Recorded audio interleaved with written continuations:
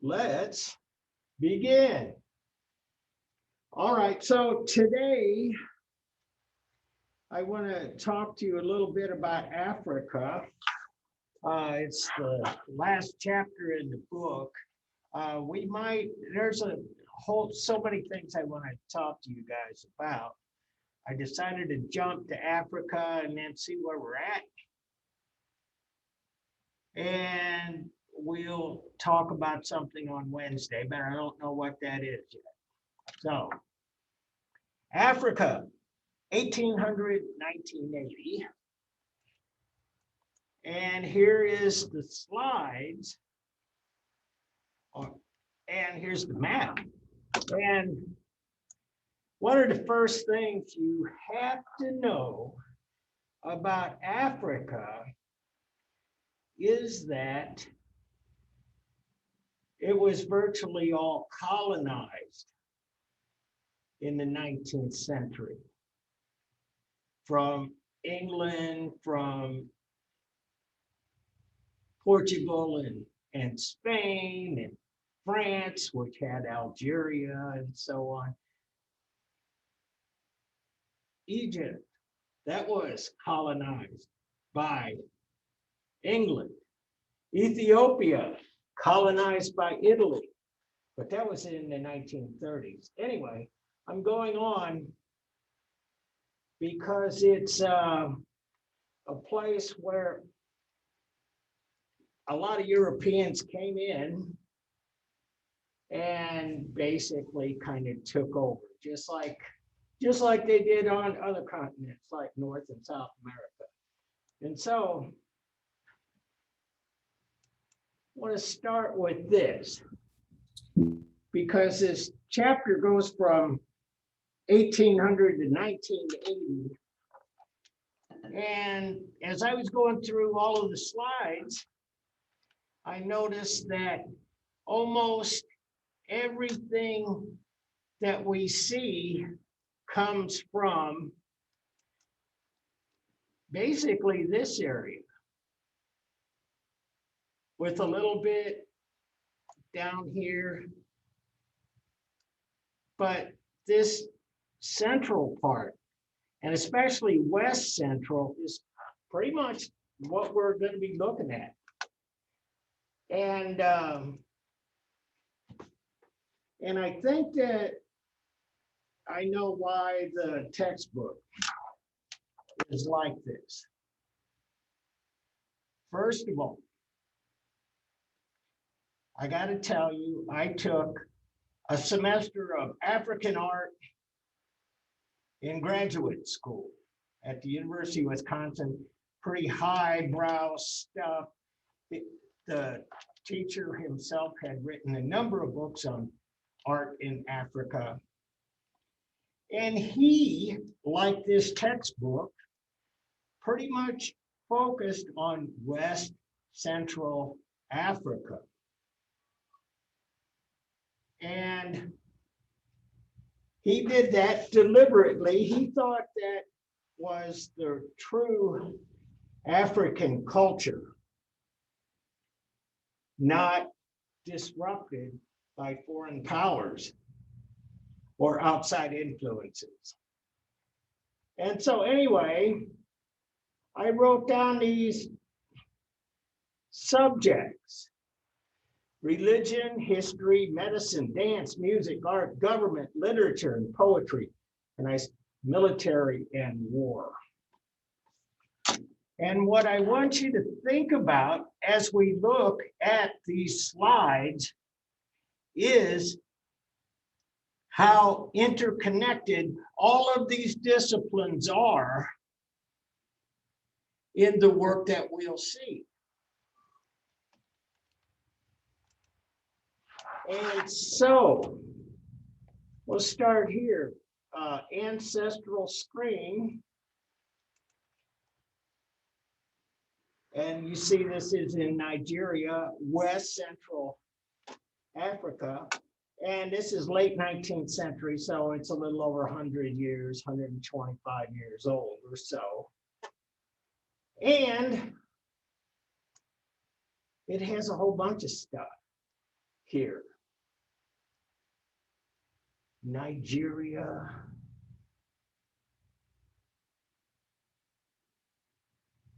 And so we can kind of look at what's being depicted here. And we see this figure with something of a staff, and perhaps that's a weapon of some sort. I don't know. But this central figure, take a look at this.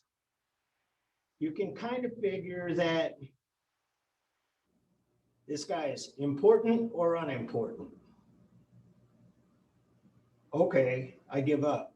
Important, that he looks like a royal figure. And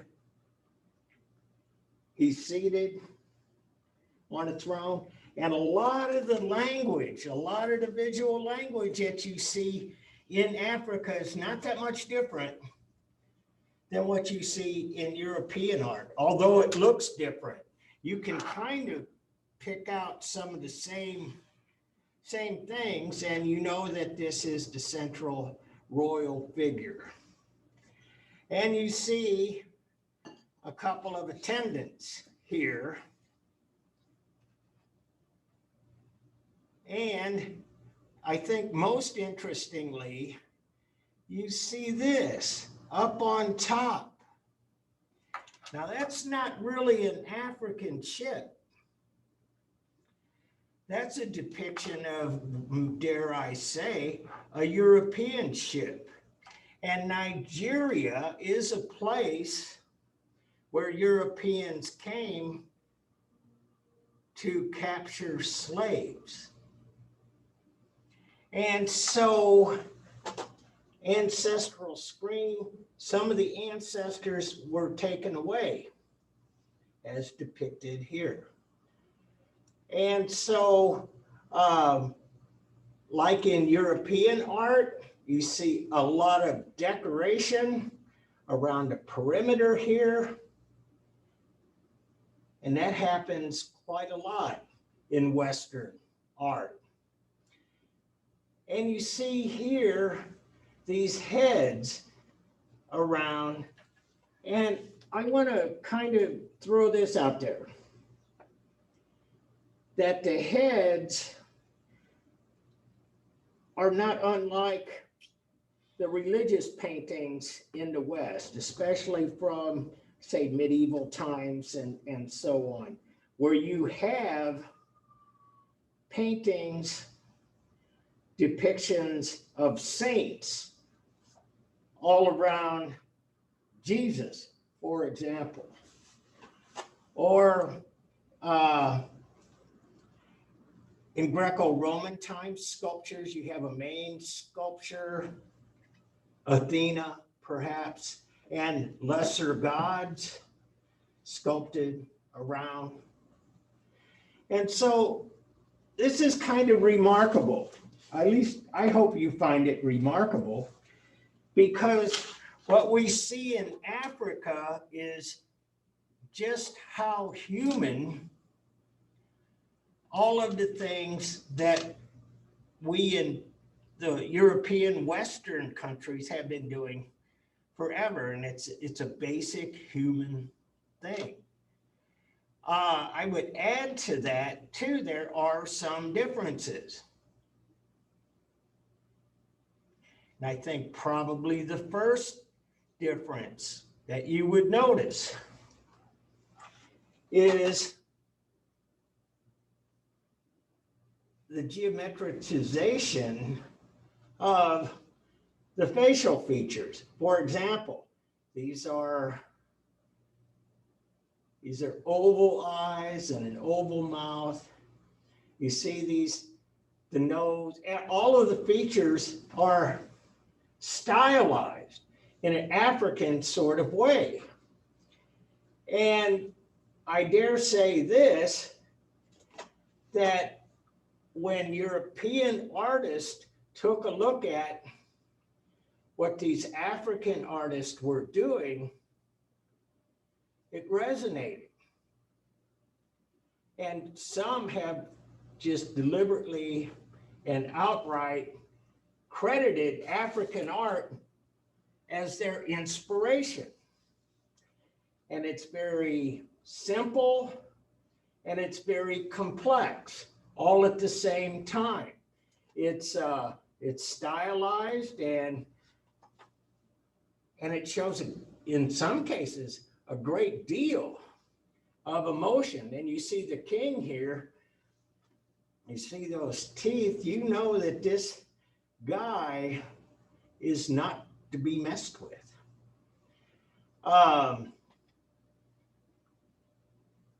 And so he has all of the trappings of royalty, yet it looks very different from European art. And in some ways, the way it's put together is exactly the same. And so that's the kind of thing I want you to think about here. I want to talk about my list here. When we talk about African art, you have to know that all of these disciplines are typically kind of rolled into the larger culture. So your history could be in poetry, as a matter of fact, and in literature. That's history is not that different in Western culture as it is in African culture. I will hand you an example. The Bible. And the Bible is a religious document, and it is literature and it is history. And we use the Bible as an historical document. Now, you might disagree with some of the literature and poetry, whether or not it was metaphor or fact. Say, for instance, Adam and Eve in the Garden of Eden. A lot of people say this is literal. This is exactly how it happened. And others say, no, it's really kind of a metaphor for that point in evolution when humans became smarter than the rest of the animal kingdom. But at any rate, history, literature, religion, and that is a Western example of how all of this comes together. And for a long time, music and dance really kind of fell under the auspices, if you will, of religion. And we see that in Native American cultures, we see that in African cultures. And the art kind of permeates all of it. And so a reliquary, guardian figure. And a reliquary is referred to as a shrine, but it is also a container for relics. And that's not unusual. And in fact, if you're a Catholic, you would know that Catholics are big on relics. And a lot of the artwork produced in the 2,000 years of Christianity has something to do with relics. And we make reliquaries today. And it is part of ancestor worship. It is part of associated with saints or other religious figures.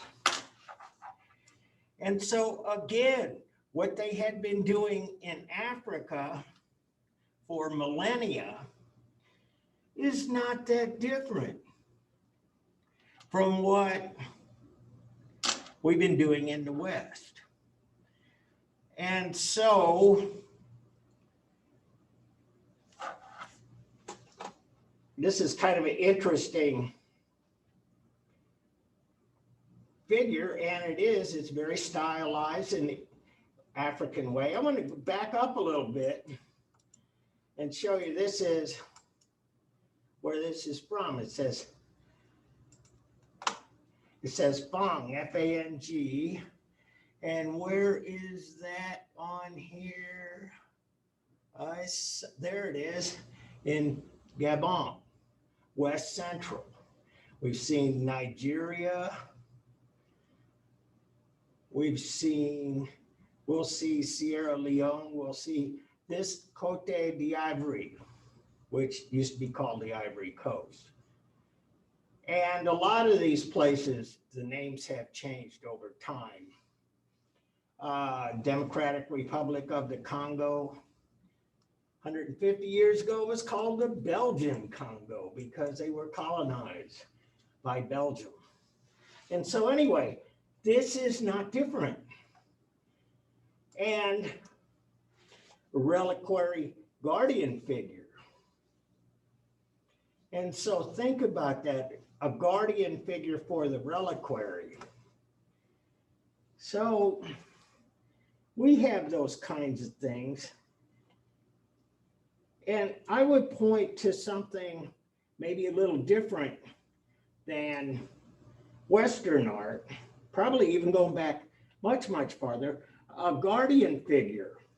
How many of you guys had studied Egyptian art and knew about the Anubis, which was half man, half wolf, man with a wolf's head? And the Anubis' job was to guard whatever needed to be guarded. And typically relics. And you would see the Anubis statues and paintings on things, tombs of pharaohs. And it meant stay away from this. And this is not so much unlike this. And I want to bring you to another issue here too, because we're talking about West Central Africa. And my teacher of African art at the University of Wisconsin always talked about how little of the culture, of the cultural artifacts are left because of the climate. And so the things you find, copper, iron, and brass, that'll last. But to find something like this is really kind of rare. It's made of wood, and wood it'll decompose, it'll rot. And as a matter of fact, it'll rot faster in the climate of West Central Africa. And so anyway, we don't have the whole picture. We have bits and pieces. And royal ancestral altar of King Iwika II, the palace in Benin, Nigeria. This is from 1970. These figures down here with the horns, with the tusk, and you can see this is not unlike stuff that you'd find in Western art. You would take an elephant's tusk, which is made of ivory, and carve into it.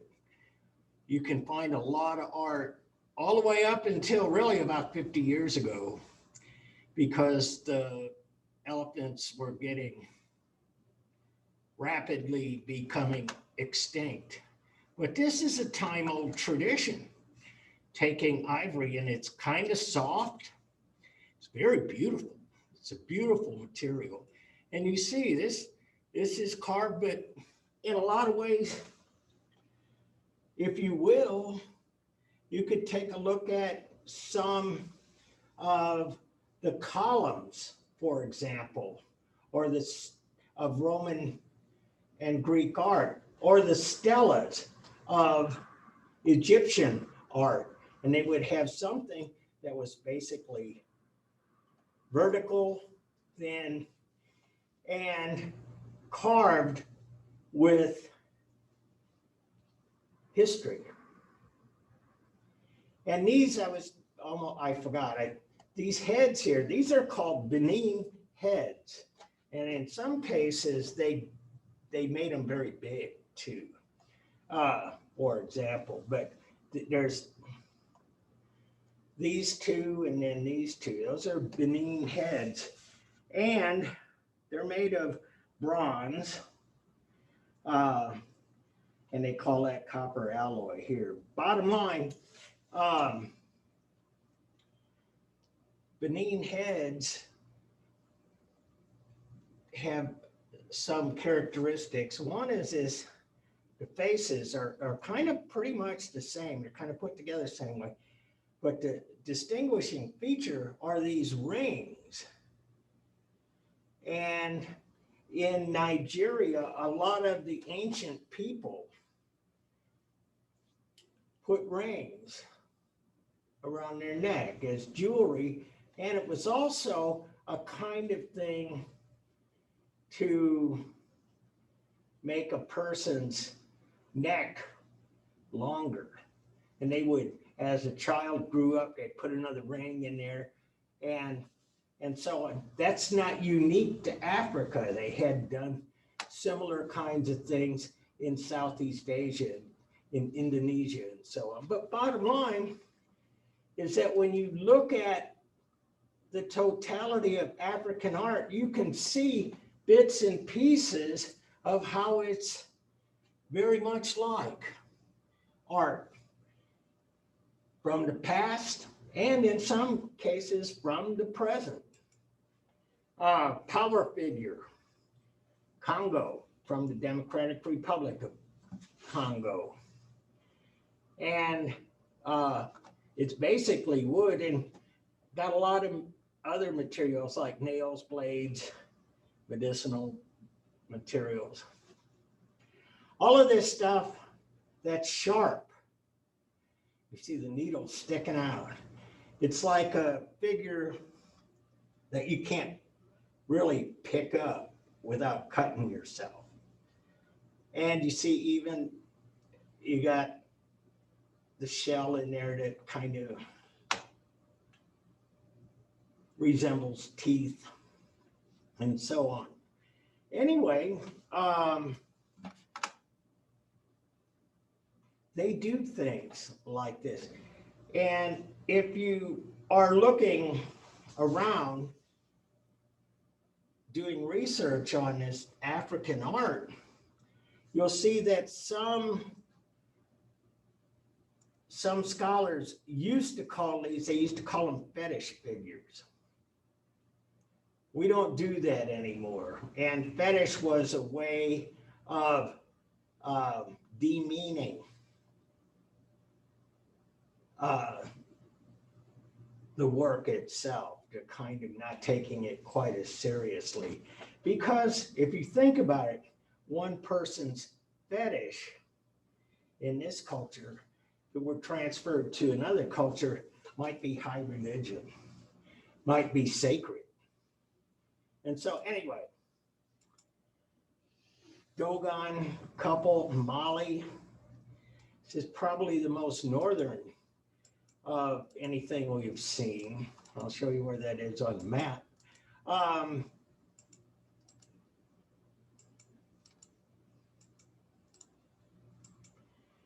And see, Mali is up here, the Dogon, and this in here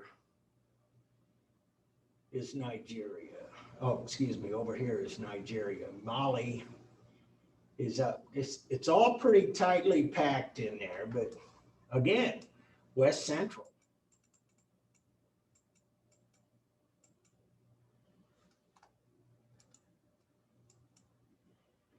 And so this is wood. It's kind of and again, it's rare because it's made out of wood. And one of the things that my African art teacher used to go on about was the fact that to get to the real art, you really do have to go back 100 years for the most part, not always. But what he railed at was what we would call tourist art. And so what you have in modern times are artists that are making figures such like this and artificially aging them and then selling them to tourists. Um, and so, um, again, the style, the geometry, the decoration.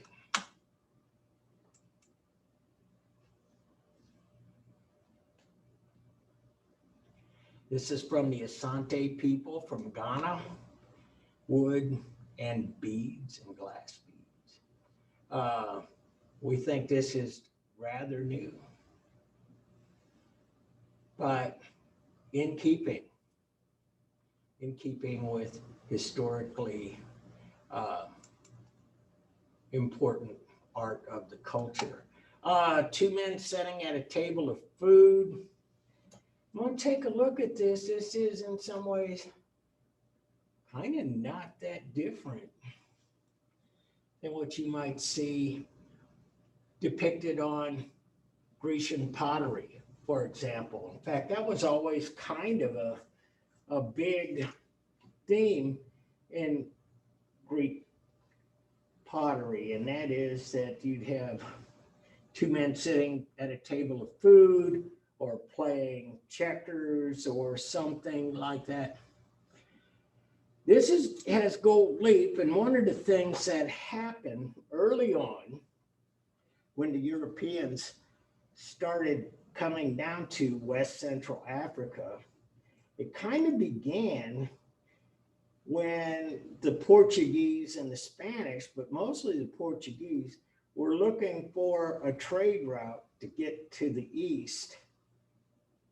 And you see, Columbus went west to try to get to Asia. But a lot of the Portuguese, they just kind of followed the coast of Africa, and they stopped along the way. And one of the things that they found was that gold was all over the place in West Central Africa. And so, bottom line, that is important, but it also means that we probably lost a lot of artwork because it was gold, and Europeans come in and take it and melt it down and so on. But this is intact. It's the mid 20th century. Large ceremonial spoon orlado from the Don culture, Liberia, or Western Cote d'Ivoire, which used to be the Ivory Coast, but again, West Central Africa. And so making ceremonial spoons and that kind of thing. Do we do that? I think so. I think especially if you talk about things like a chalice, for example. That is a drinking cup, but it's very elaborate, very special, and has a particular purpose in ceremonial activities. Again, African art shows the way. Throne and footstool of King Nangsu in the Cameroon. One of the things that a lot of the African cultures did, and you got to know that these are very, in some cases, very different people, from the Asante to the Dogon to the people from Benin and so on. But at any rate, beads, cowrie shells,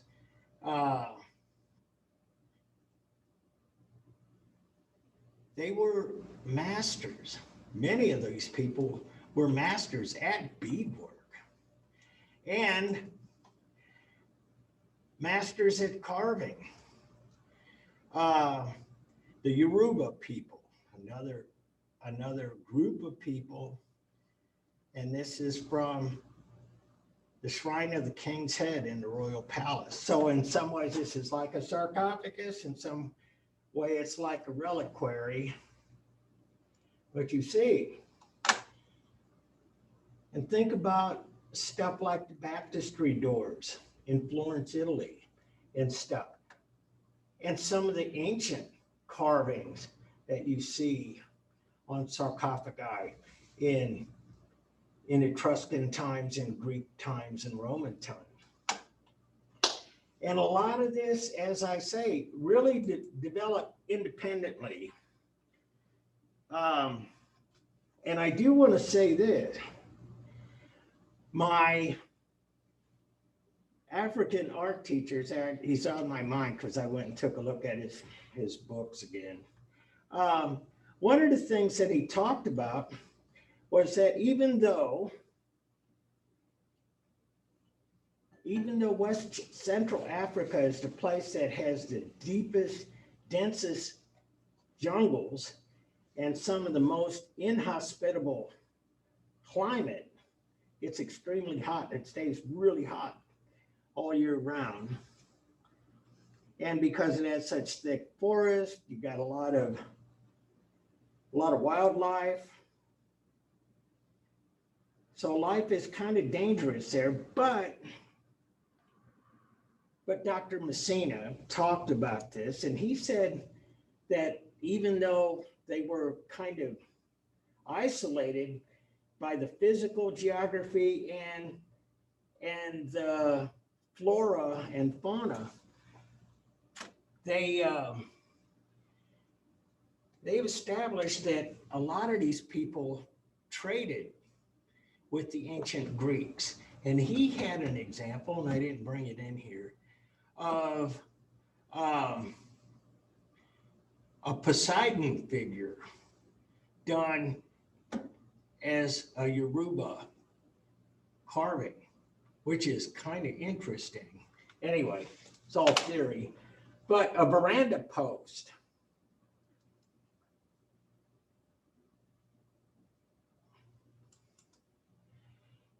Stock raid with cattle, horses, and encampment, rock painting. So we find these here. This is a little farther south, but on the west coast. You see this painting on rock. This is mid-19th century. And in a lot of ways, this is a tradition that's tens of thousands of years old. And we study a lot of cave art. And as a matter of fact, some of the cave art they've been finding in recent times is from South Africa. The Apollo 11 caves, for example. Bottom line, culture survives. And in some ways, it kind of survives with minimal changes. And the idea being that if your system is working, why change it? And anthropologists will tell you a lot of things about how people lived through the millennia. But most importantly, a lot of anthropologists look at cultures, say from Africa, say from the indigenous peoples of Australia and Micronesia and so on, and Native American cultures can give us some clues as to how people live. And so here's another rock painting. I'll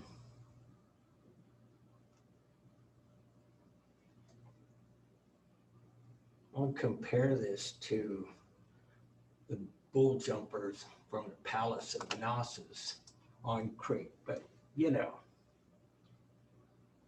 unbroken culture that largely remains undistracted. Um, this is from Southwest Africa, Angola, or the Democratic Republic of Congo.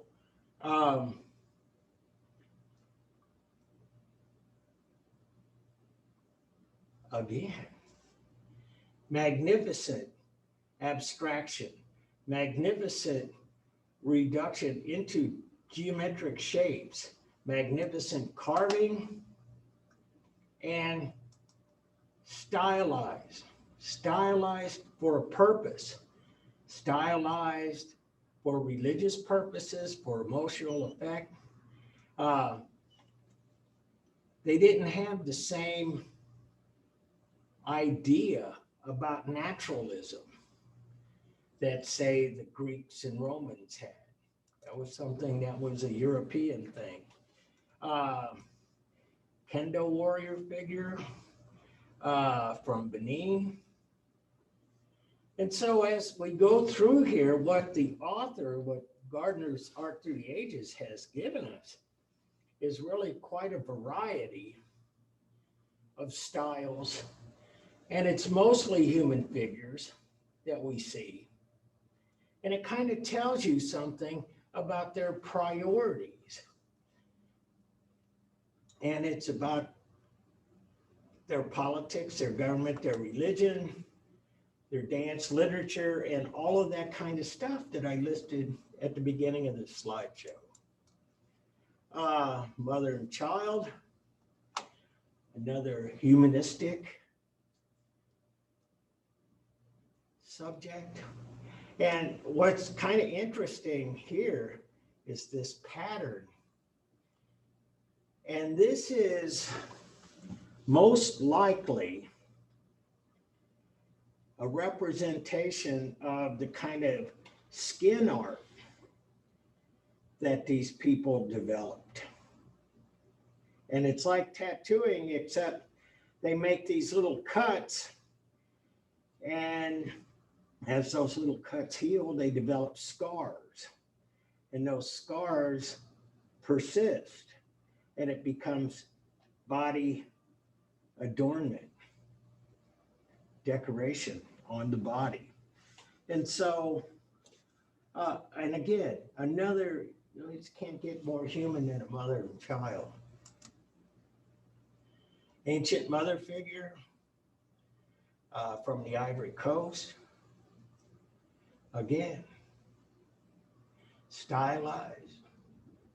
She's not interested in natural depiction, but a deeper meaning. And so I did this at Ivory Coast. But at any rate, I talked about theater, talked about literature. Literature and theater go together, actually. One is read, the other is acted. Bottom line, you can go find Shakespeare in a literature class, or you can find Shakespeare in your theater class. They're kind of very closely connected, and it's not different in cultures around the world. And a masquerader, we know that. Masqueraders, cut it. Bottom line, I don't know what this is about, but it's likely some kind of ritual, and probably a ceremony of some sort, and it probably has everything to do with their history and religion, dance, music, and so on. These figures seem to be pretty threatening, which makes me wonder if perhaps that last bullet point about military and war might play a role here. Dance mask, beautiful lady, Ivory Coast, late 20th century. And so there are still people doing things in traditional ways. And again, my professor, Dr. Messina, would probably argue about this. Bottom line, look at this. Is kind of interesting double meaning here, because we see this as a face. We see the head up here, which is like the head of a bird, but these eyes are triangular and they protrude, which kind of makes them breasts in a way. So yeah, the genius of abstraction really permeates much of these cultures. Satimbi Masquerader, mid to late 20th century. Dance, music, history, art, religion, literature, again. Broom Masquerader from Democratic Republic of Congo. And again, not natural, actually in some ways pretty frightening. See a lot of the beadwork here too that I was going on about. And I don't think you have to really imagine very hard to see the similarities, say, between African art and a lot of the traditions of North American indigenous peoples, especially when you start to use skins and thread, feathers, and so on, beads, shells. Another mask, again, theater, ritual, history, medicine, perhaps.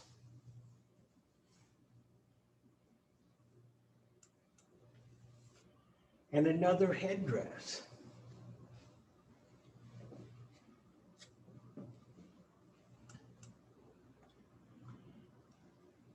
And you can see this is the Mimba mask from Guinea.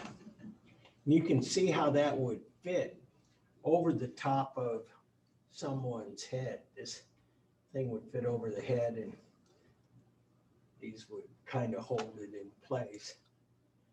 Another mask, again, religion, dance, theater, and so here's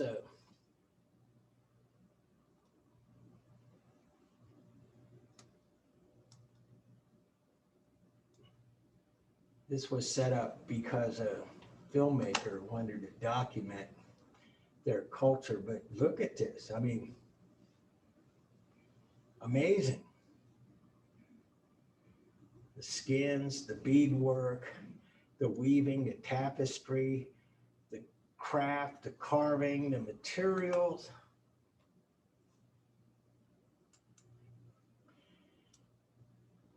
To Asante noble women wearing kente cloth robes.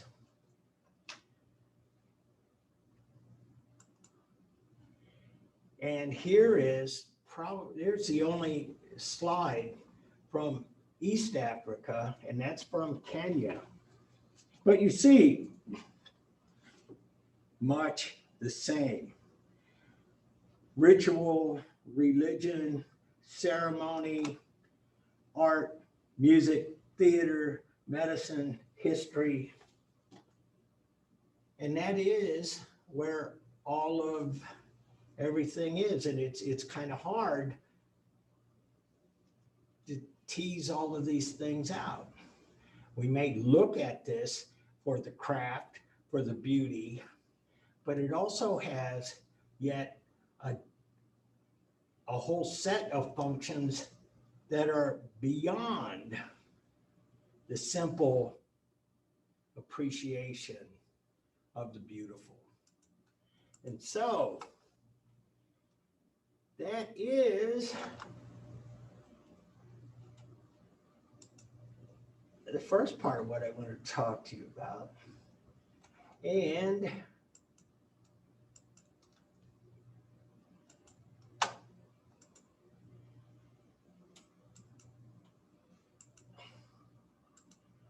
wanted to kind of, I talked a little long here.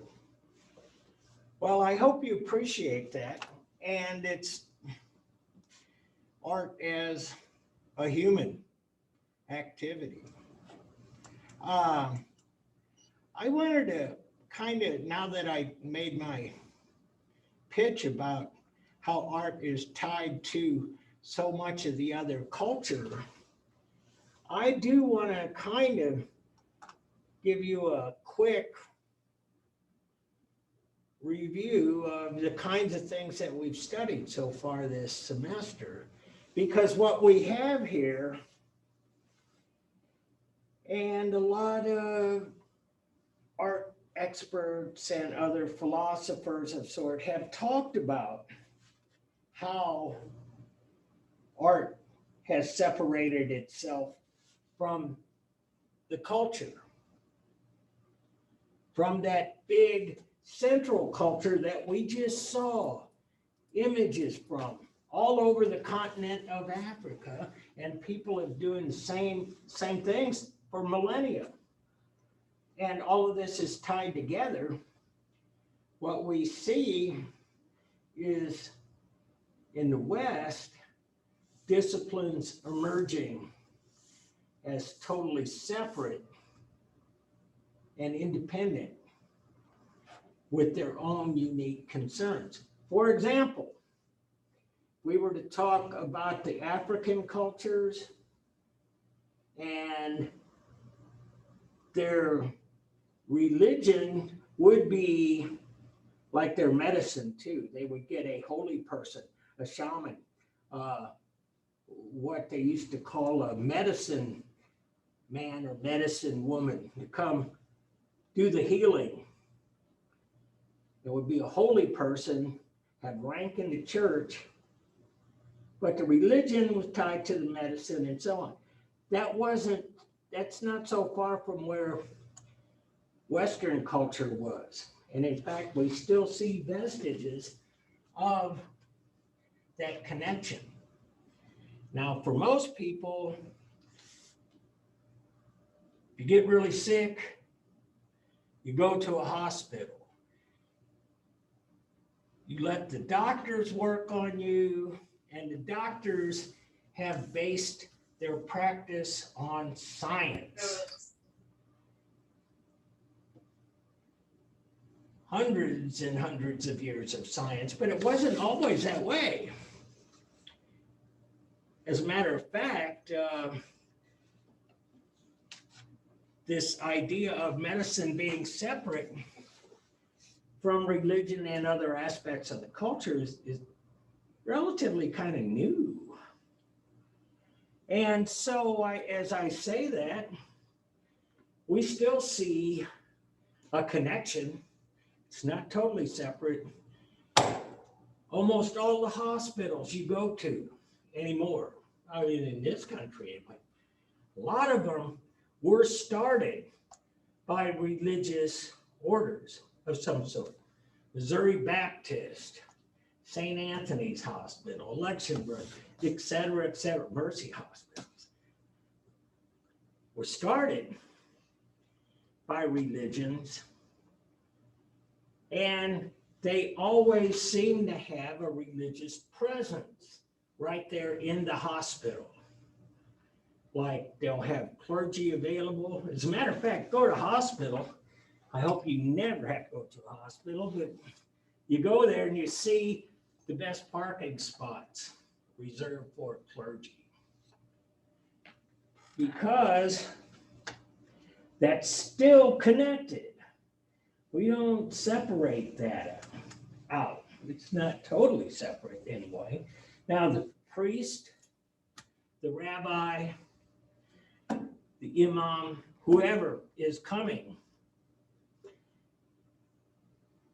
to bless you, to help you, your soul, to reach the right destination. You don't ask them, well, should they up my medication?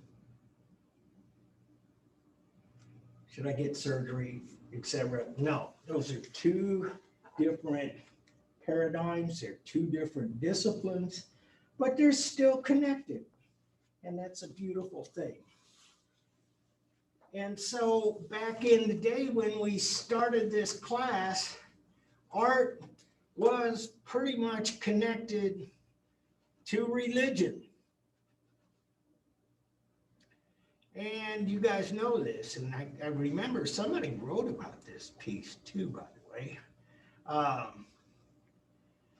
And Jan van Eyck, the Ghent altarpiece, art and religion like this. Wasn't always art and religion. Sometimes it was government and religion, government and art. Go to these governments in ancient times where the pharaoh was a god. And you go to these times when the emperors and the military political powers were the ones getting the attention, employing the artist. Julius Caesar, statues, generals and stuff.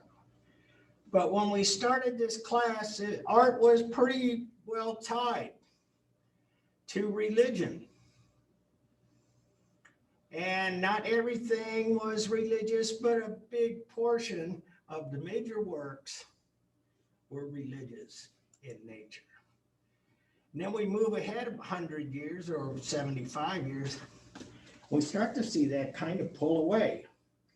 I got Leonardo da Vinci and Raphael, two portraits. One is of a pope, the other is this mysterious woman we're still trying to identify. We think it's his niece, but we don't know. Anyway,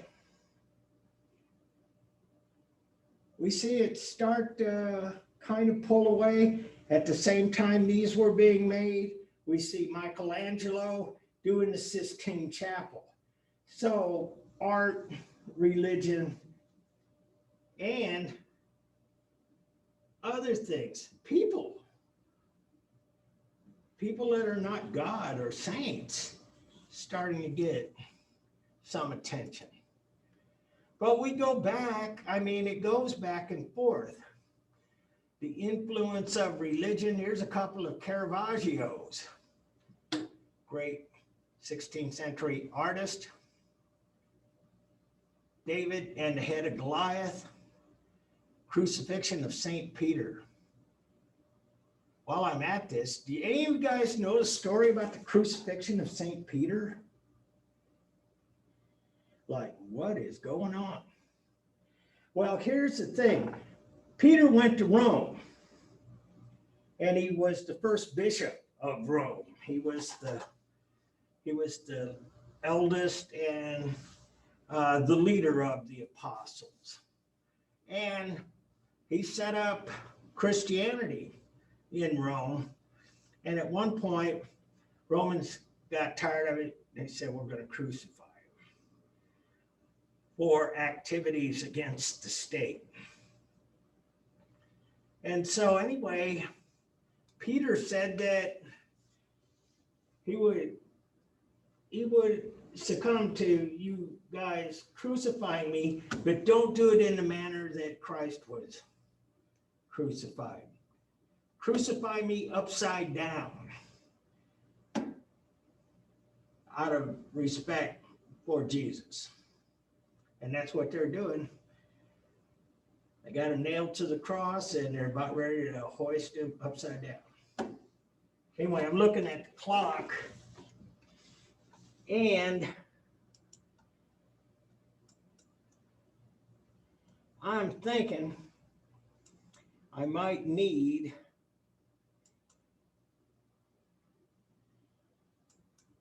to show you the quiz.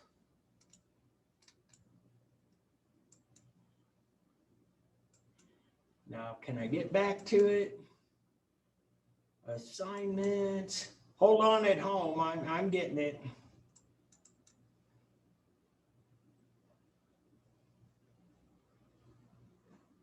Is this it?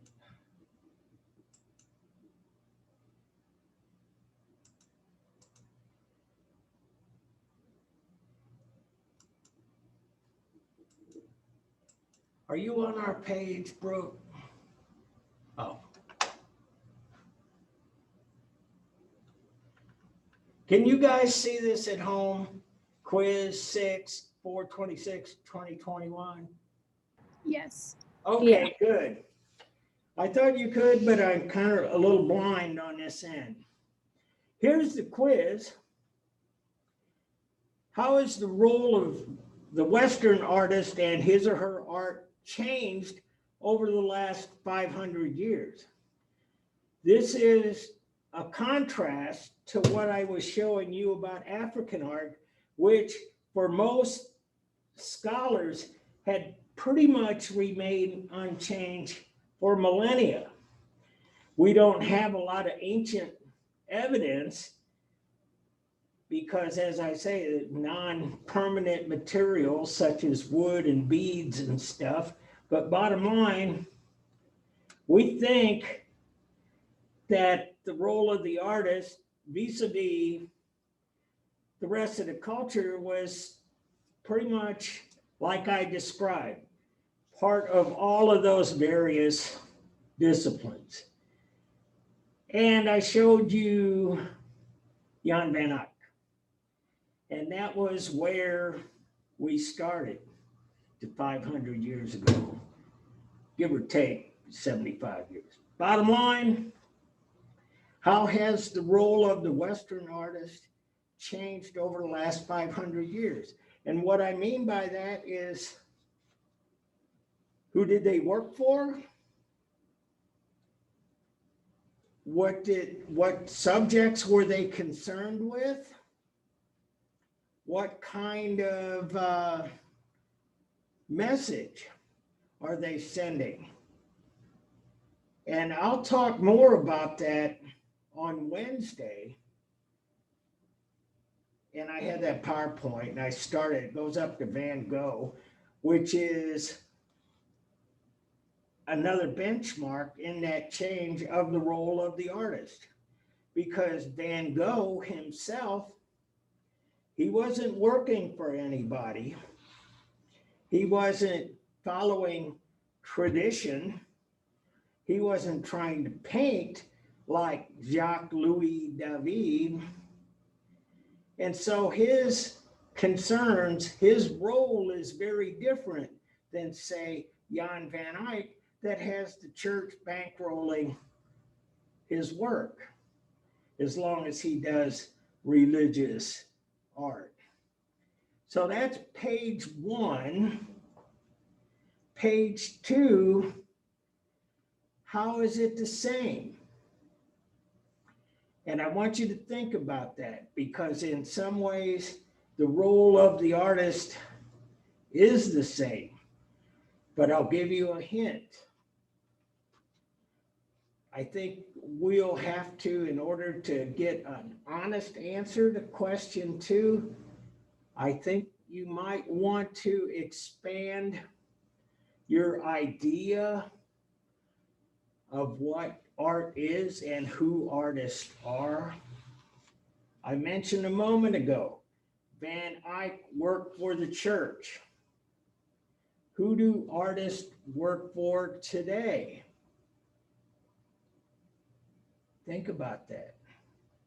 I'm talking about all my old professors. One of my old professors used to say that almost everything that you can see, almost anything that you have in this culture, an artist has played a role in its creation.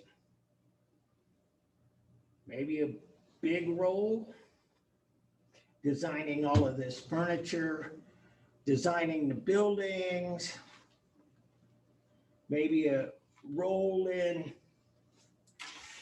what your iPod looks like, or what icons are on your various apps. Somebody had to design the logo, the icon. Was probably an artist involved with some of this, that put a speedometer there for the dashboard, a book for assignments, calendar, inbox, etc.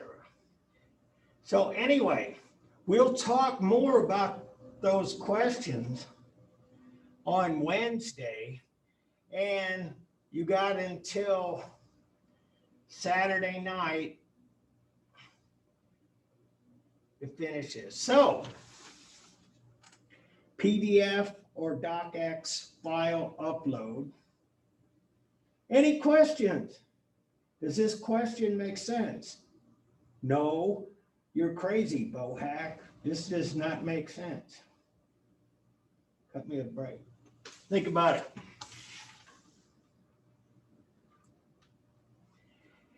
Because what I'd like you to do is to be able, when I talk about the role of the artist changing over this time, you guys are the artist today. You're very early in your careers, but you guys are today's artist. That's why you're here, most of you.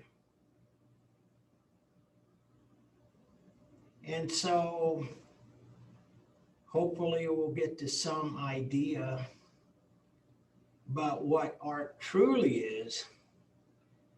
And I think it's more than just stuff you see in a museum.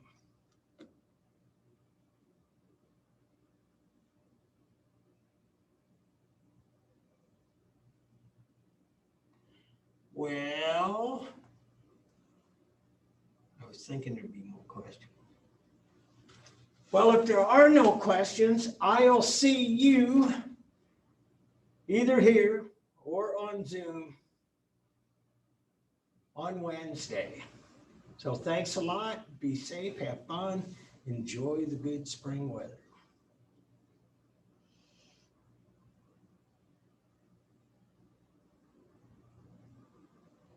That's it.